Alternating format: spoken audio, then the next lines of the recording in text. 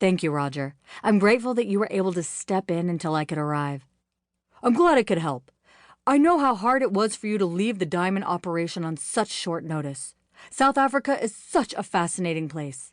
I miss it intensely. Perhaps you'll be able to go back there soon. I'll need someone to run the mine. Now, if you'd like to, let me know. I will, but for now, I have some important calls to make. Please excuse me. He took his leave, and Shane turned to Pruneface. He took her hand in his own. Please accept my condolences, Mr. Galloway. Your father was a wonderful man. Thank you, Miss Bennet. I appreciate that. It's the truth, sir. The world won't be the same without him. Shane nodded and faced me. Hello, Willow, he said softly. Good evening, Mr. Galloway. Mr. Galloway, things have changed in the 5 years I've been gone. You never called me anything but Shane. It wouldn't be proper for a maid to address you so informally. Nonsense. Things have changed in your absence. He opened his mouth to speak, then suddenly closed it. Melancholy seemed to seep into those beautiful emerald eyes as he lowered them. I had hoped that some things would stay the same, even if I have changed. I wanted to say that he had changed for the better, but something in his face stopped me. He looked down and I realized that his gaze had turned to his own wrist. A long, white scar became visible, and I drew a sharp breath at the sight of it. What happened? He shook his head.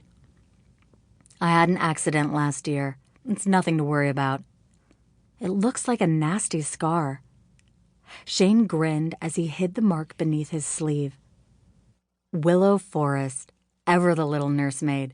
I'm surprised you haven't gone into that line of work. There wasn't time. I had to stay here and take over for Mother. Tears filled my eyes. Shane placed a hand on my shoulder. I was sorry to hear about it. Your mother was wonderful. Like your father. His fingers pulled me, but I remained in my place. More than anything in the world, I wanted his touch. But to be held in those strong arms and know that his heart could never include me was more than I could bear. Better to stay aloof than lose what little dignity I had left. Dull pain shone in his eyes as he released me. It translated to my heart as he moved away, and against my better judgment, I caught him by the sleeve of his black suit. Thank you, Shane. He smiled at me, then moved on. From the corner of my eye, I sensed the cold displeasure of Miss Bennet. She would have a few choice words for me once we had returned to the house. For the time being, however, I really didn't care. Once Shane and Miss Galloway had entered the house, we returned to our duties.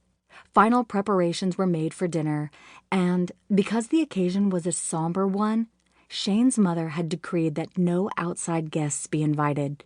She had even refused to include Shane's fiancée, Sarah Dennison. I couldn't help feeling glad about that. Sarah was on my mind when I entered the kitchen to begin serving. I had always considered her my rival, even though she had no idea that I existed.